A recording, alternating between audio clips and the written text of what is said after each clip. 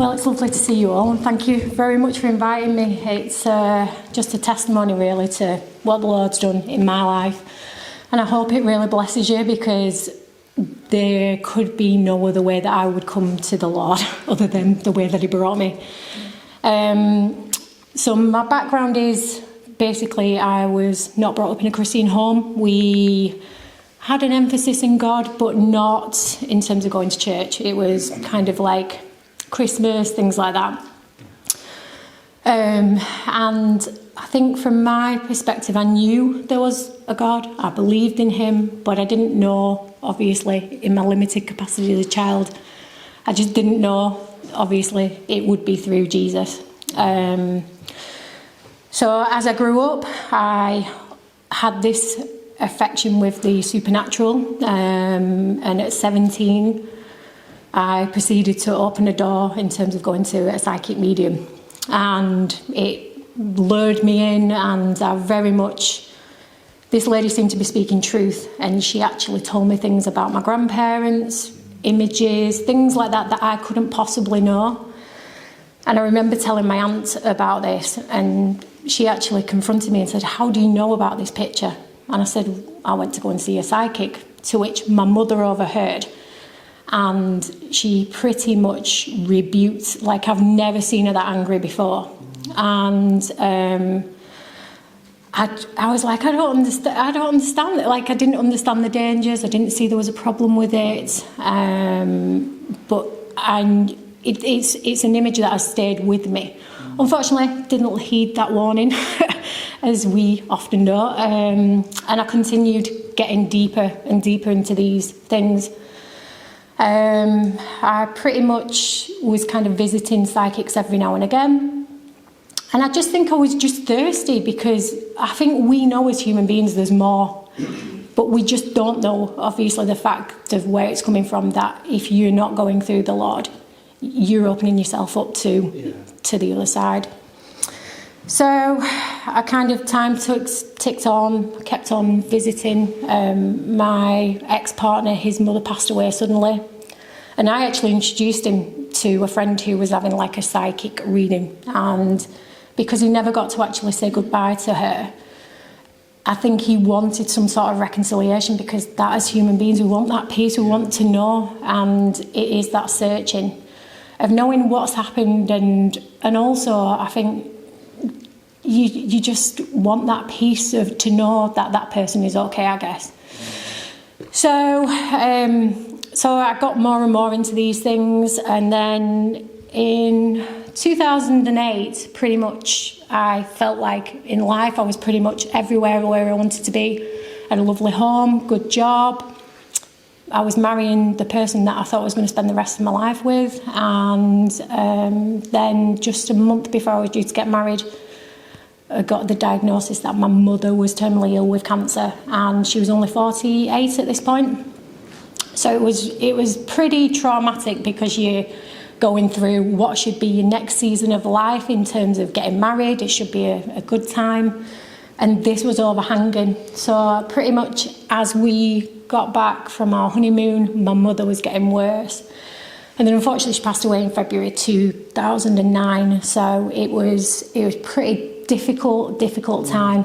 I then went into a bout of depression, anxiety, things that I'd never sort of experienced before. And I think I'd always had this, I guess, not really compassion towards people that were struggling with these things, like depression, because I never experienced it. I'd never understood what it was like. But feeling this, experiencing this anger, and not really knowing who to be angry at. So obviously, who do you go to? You're angry at God, because you believe that he's taken this person away from you. So it kind of took me down some real dark places. Then my father was diagnosed with bowel cancer. He came through that.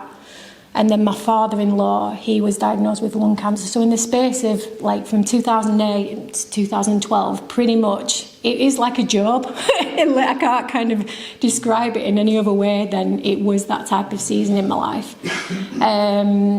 So my father-in-law was diagnosed in 2011. He passed away 6 weeks later. My father went for more surgery, and then unfortunately he was told that there was nothing more they could do for him. So basically he started the chemotherapy to try and extend his life. Unfortunately, it only lasted like 24 days after that, and then that was basically it. So from there, he passed away, and then unfortunately through all this trauma, my marriage ended as well. So it was like, whoa, you can't, until you go through something where you get everything stripped away, like literally you go from thinking everything's great, and I think that's the thing, we pin our hopes on all these things that everything is going to be forever, and we don't know. And then just as we decided to part ways in 2012, I actually was rushed into hospital with an emergency. My gallbladder ruptured. I was almost passed away myself. And I remember in the hospital bed going, you know what, I do not understand what's going on right now. This is like, what is going on? And I came through that, my marriage ended, and then I just embarked then on this, I think, self sort of like trying to heal. Like I'd gone through cognitive therapies, things like that, and just all the time it was this pursuit of trying to heal me, because you feel like there's something inherently wrong with you because of, you know, the things that you've kind of encountered. So I was getting more and more drawn into like new age practices, really, like meditation, crystals, Reiki, like you name it, I was kind of going for it basically. And in my mind, I think I kind of thought, and I think a lot of people do, they don't want to go down the road of taking medication, because I'd been on antidepressants, because I'd suffered with it. And it was a good few years that I kind of had to work through that process. And I was definitely that I didn't want to be on this medication. So these treatments kind of lull you into a false sense of security, going, I'm not taking a pill, I'm not trusting in medication to kind of heal me. You know, it's a natural thing, it's energy, it's this. But I didn't know where this energy was coming from. And I think I then got into this crowd that was very much more in tune with like doing meditation, crystal healings. I was having Reiki on a regular basis. Like sometimes I was having it 3 times a week because I was struggling that much. And there's power in it. There is definitely some sort of power in it, but it is not of God, which I now know. And it's all very temporary. It's like a sticking plaster, trying to put it on an open wound. And you are constantly looking for the next thing to kind of fill you.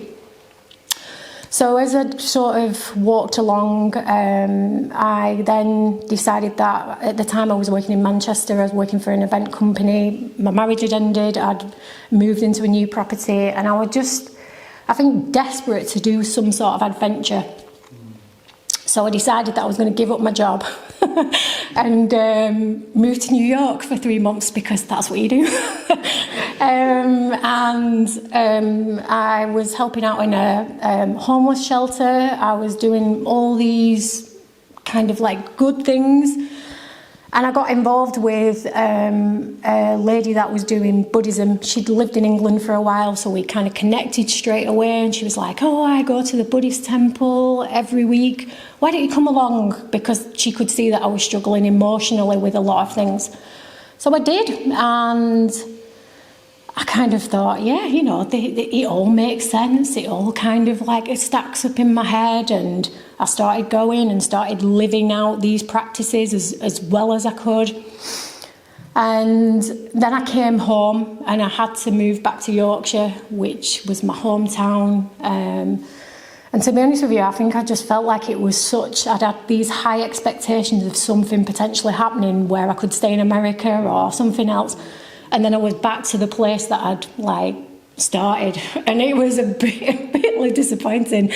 So I'd started going to the classes, Buddhism classes in the local town. I was helping out at the Methodist church across the road on a Friday evening with the homeless, and telling everyone, the practices that I was involved in, and no one mentioned Jesus to me. No one shared the gospel with me. No one kind of like said, can I just ask why you're going down these roads? You know, what is it that you're looking for? I didn't have any of that. And I don't know whether that was God's way of like really trying to work it, have the space to work in my life, because I don't know whether I would have accepted it. Maybe he knew at that point I wasn't in a place to accept it. But I just found it really interesting that I was in this church for 6 months just helping the feeding the poor and homeless people and people that are struggling, yet not understanding who Jesus was. And, you know, it's kind of bonkers, really. Yeah. So, fast forward, through some, the Reiki teacher that I was going for the treatments, basically she was saying, you know, I really think you should get into doing this treatment, you know, because I think it's helped you. And I was like, yeah, it has helped me, so I can help other people. You know, in my mind, that's what it was. And I then started embarking on the training and getting more and more into these New Age practices, more spirituality, but still living the life as I would, going out and getting drunk on a weekend, but being some sort of spiritual guru at the same time. It's kind of like a bit of a misnomer, really. And I think that's the funny thing about it all. It's like you have these ideas of having these amazing spiritual experiences, but you're still craving like the worldly satisfactions at the same time. So I went through all the training, spent, I can't even tell you, like thousands of pounds kind of training and doing this. And I think it's this self kind of refuting situation, because you are constantly looking for filling all the time in this practice, in that practice. And if I just do this practice, then I'll feel better. Or if I just do this, then I will be right, I'll be whole. And it just never did. It was all temporary. It was all a temporary peace. It was all a temporary healing, which left you really empty. And I think, in fact, probably left me more empty than I started, because you then, from this cracked vessel that is constantly leaching, and like I say, you're trying to put a sticking plaster over an open wound that no one but God can heal. There isn't anyone who can heal that. So I got involved. I was working in the beauty industry at the time, so I was around all these people that were talking about angels, talking about spirituality, all these different things, and it all sounds great, but it's all surface level. You know, it's just nothing any deeper than that. And I really felt, in my capacity of knowing who God was, I felt that he was drawing to me to be this light worker. And that's what most New Agers feel that they're led to do. And I think it's because we know that there's something inherently wrong with this earth, but we don't know what it is. And we're trying to fix a problem that we can't fix. And you know, good intentions, good thoughts, all that type, you know, affirmations is great, but it doesn't change anyone. It doesn't change the heart. It just changes, it's behaviour modification. That's what a lot of this is. So I then got made redundant from a job in the beauty industry, and this lady kind of said, you know, I'd like you to come and work for me, get involved in sort of her beauty therapy classes, and just be the admin assistant, basically. And then she introduced me to this guy who was talking about Christ consciousness, and it's funny how they always use Jesus' name but don't really want to accept he is who he says he is. And it really, like, I felt that I'd found the truth. Like, when I found this guy, I was like, he was quoting the Bible, he was talking about sin and, you know, the fact that we're not meant to. And I was invested in this. I ended up being sort of in and around this group for like 2 years, but it was manipulation, and ultimately it was a cult, basically. There's no other way to term it other than that.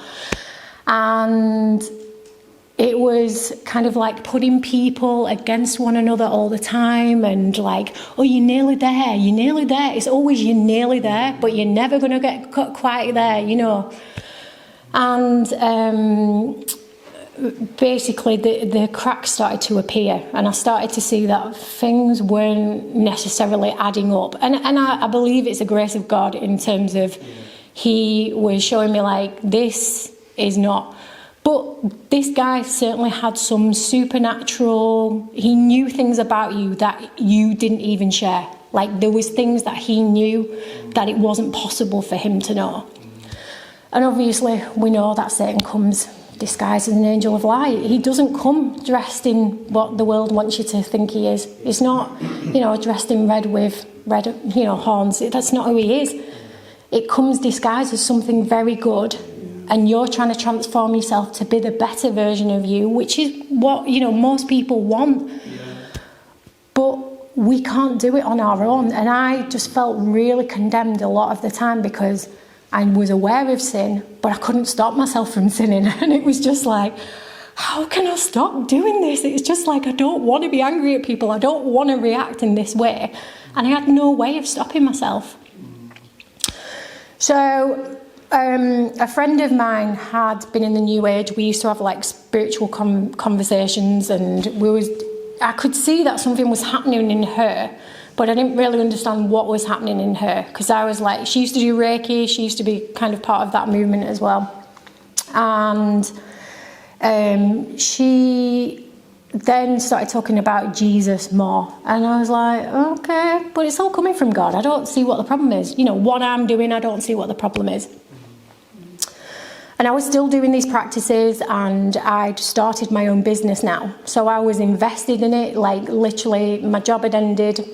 I was doing this sort of like to support my income. And I wanted to help people. You know, my heart has been, I think, I didn't know how to help people, and this was my way of doing it. But some things that she kept on saying to me kept like sticking in my head, but then I kept like pushing them to a side, because obviously the enemy doesn't want to give you up. If you're leading him away from God, he wants you to be doing that for as long as possible. And the thing that I noticed was every time I was doing these practices, I was actually getting sick. So I was ended up having issues with my throat, and it would always be my throat that I had a problem with. And the Reiki teacher was basically saying, Sally, it's because you're not protecting yourself properly. It's because you're not doing the rituals as you should do, because you should be completely covered. And I'm like, okay, but I'm not. You know, like I'm doing what you're telling me to do. It isn't working. And there was definitely power. There was things when I was doing these treatments on people that I would either sense things going on with someone, or I would have information, and I'd be, you know, I could speak into a situation and be like, so are you having difficulties with this? And more often than not, it was true. And I'm like, so it wasn't coming from me, but obviously I had this insight because I'd opened myself up. So then the wheels really began to fall off because I was getting sicker, and I was like, I'm really confused by all of this, because I started this to make myself better and this isn't happening. And then one day I went to my friend's house, and we were just having a discussion. I was getting upset. She was just really on the kind of cusp of fully coming to the Lord. And I was saying about the spiritual practices, because I'd had this experience and this encounter in a meditation where I literally felt like I was being ripped apart. I felt like someone was pulling me up and something was pulling me down. And when I came round, I was in tears. It was like the terror and the fright that I had, it was just next level. And obviously there was a war for my soul, and I just didn't understand how much there was a war for my soul at that point. So she kind of said, Sally, if it's not in the Bible, I'm not doing it. And I was like, okay. It was just like such a random kind of thing to say, and I was like, okay, I don't really know what to do with that. And she said, listen, I want you to watch this documentary. Will you watch it? And I was like, yeah, all right, I'll watch it.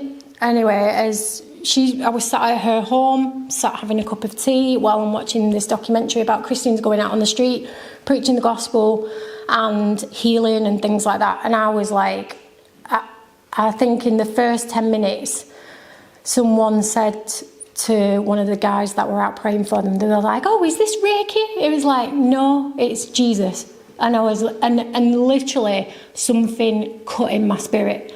And I honestly could not stop crying. Absolutely bawled my eyes out for the whole of the documentary. But I didn't really know what to do with this information. And I was just about to celebrate my 40th birthday, and I was going to Hawaii for 3 weeks. I'd going on holiday, I was seeing some friends that I knew, and I didn't really know what to do with this, because I was like, I literally felt the weight of the Lord on my shoulders when I was watching this documentary. And it was just mind-blowing, to be honest with you. It was like, how do I get out of this? What is the truth? And then obviously at the time, the enemy then came at me saying, this isn't the truth, you're getting into another, it was like all this type of stuff. So I had a lot of spiritual warfare happening at this point. So I went to America, went to church on Christmas Day on the beach, which was quite interesting. And on New Year's Day, we met this chap up a mountain, and basically we ended up talking. He was a guy from Ireland. Ironically, he was doing Reiki, but he was my ticket into how the Lord used the next situation. So we got talking, we swapped information, and we kind of had a chat, and I was like, so what are you doing in Hawaii? And he's like, oh, I'm house sitting. And I was like, really? That's a thing? And he's like, yeah, totally. And he said, yeah, I'm looking after 3 cats. I'm like, no way, I need to get a part of this.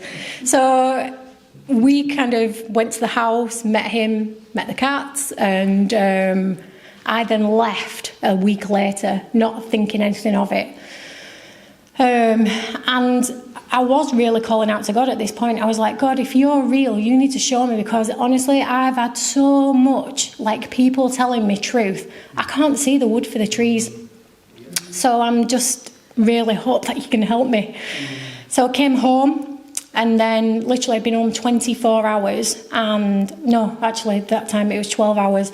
And basically got an email from the chap and said, how would you be fixed for coming back in 6 weeks? I was like, what? No, I've got like no money to go back. And he was like, listen, the couple that I'm looking after the house for, they need someone else.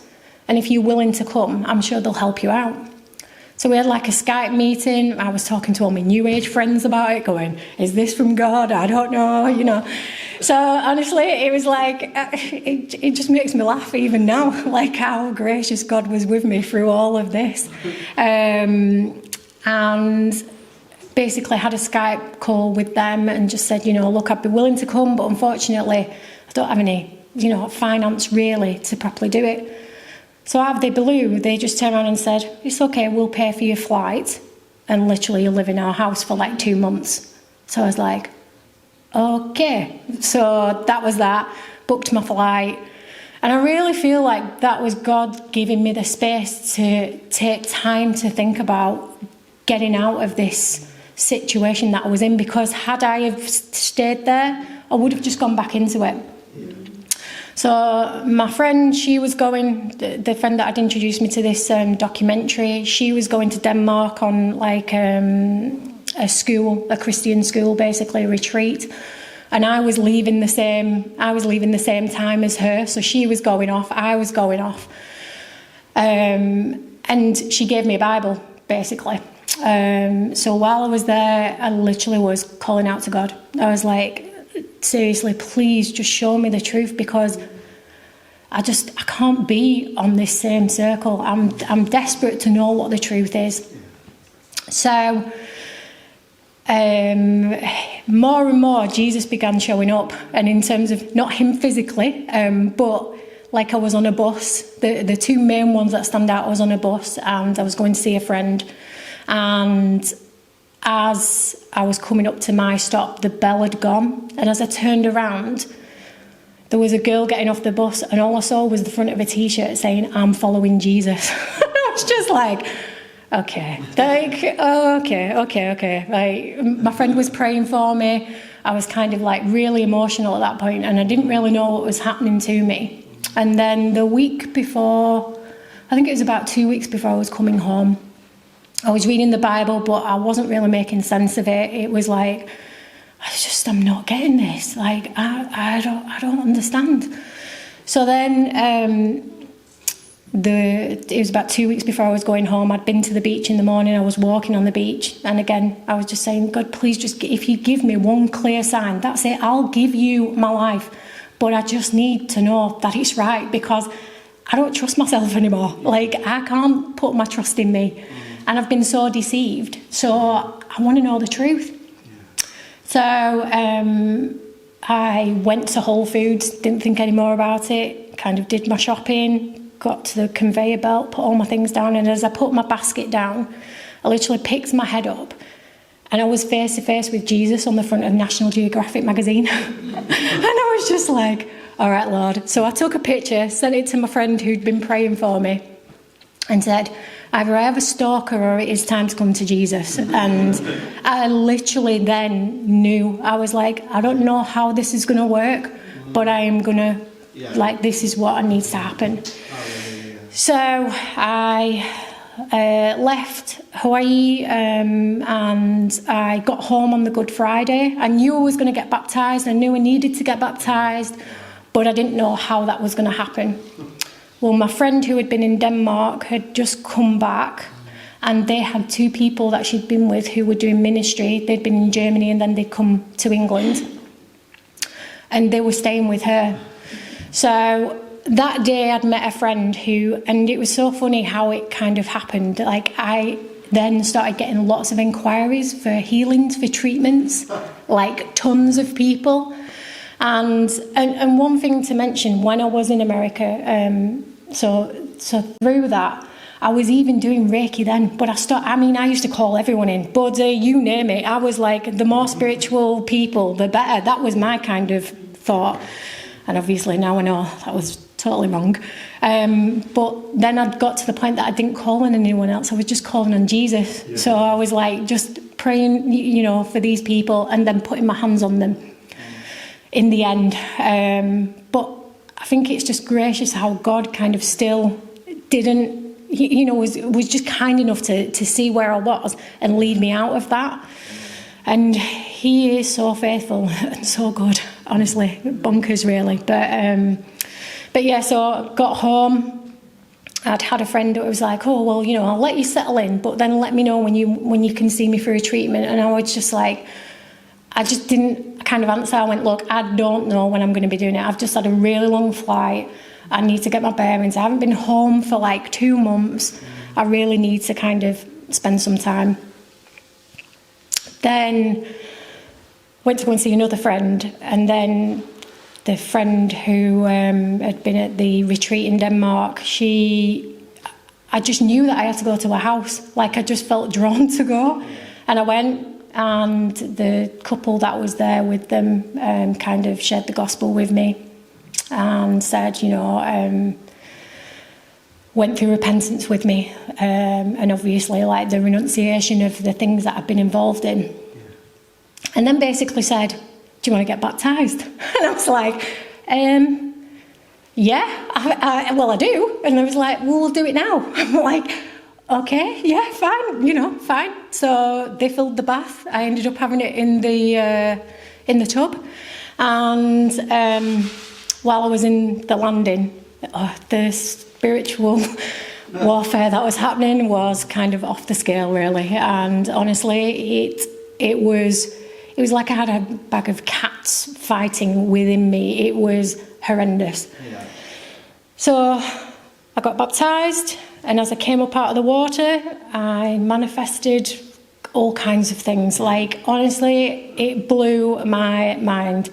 Honestly, like, I'd seen videos kind of that, but when it's happening to yourself, it's a whole new level. It was like I was having an out-of-body experience.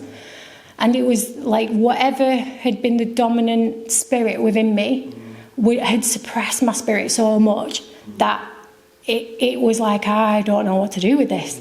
Like I couldn't say the name of Jesus. It was intense. And thankfully, after a lot of prayer and deliverance, I basically got free. Hallelujah. And it's not to be trifled with. We think these practices are nothing. You know, I was doing yoga. I'd got involved in Kundalini yoga, and ultimately, you trying to separate the Hindu aspect of yoga and kind of the religion behind that is like trying to separate Christianity and the Holy Spirit. They come as a package, and you can't separate them, unfortunately. You know.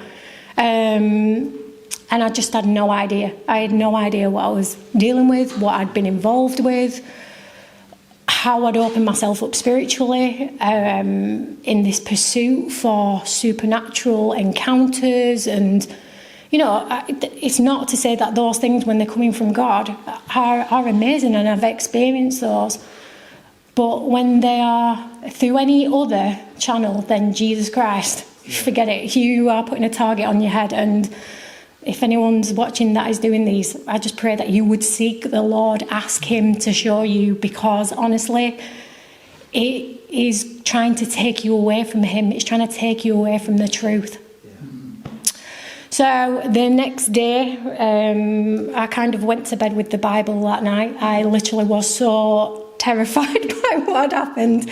And it turned my world upside down. It was like getting a snow globe and shaking it, and literally, like, everything that I thought was stable had just totally blew my mind, really. So the next day we went to my flat. I cleared everything. Literally, there wasn't... And there was this kind of resistance, because you're like, people have bought me these things, and I feel a bit bad about doing this. But I knew that I couldn't keep hold of these things. I just knew that I couldn't.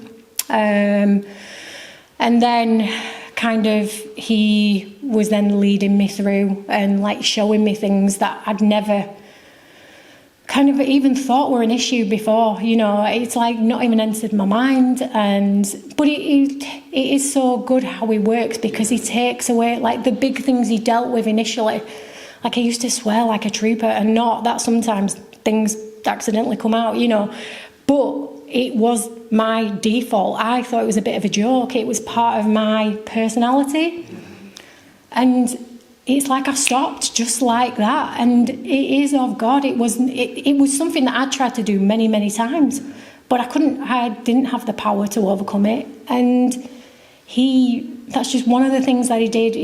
I had an issue with reflux after my gallbladder situation. I'd been on medication for 12 years. And after I got prayed for and delivered, I'd never took a tablet again. So it was like he literally worked really powerfully initially in my life. And it was so funny. I remember like 10 days after being saved, I'd always looked at doing this past life regression. Like I'd always thought it was something that I wanted to.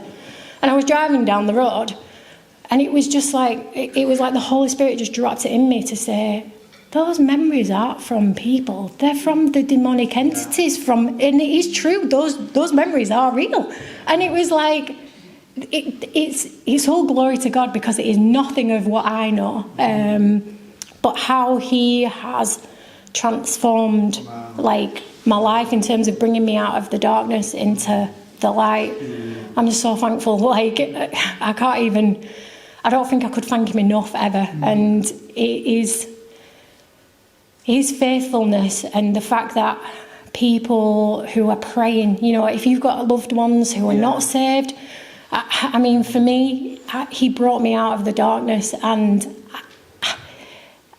I don't know how many people have prayed for me. I have no idea, but I know that literally I'm a testimony to people that are in that environment, that that are lost. You know, he is the good shepherd, and he goes back and he goes after the one. And I think, you know, we have to remember that, because sometimes we can get so caught up in they're not saved, they're not saved. And I've done it myself, even after what I've been through with my family. None of my family is saved, but I know that God has placed us, all of us, in our spheres for a reason.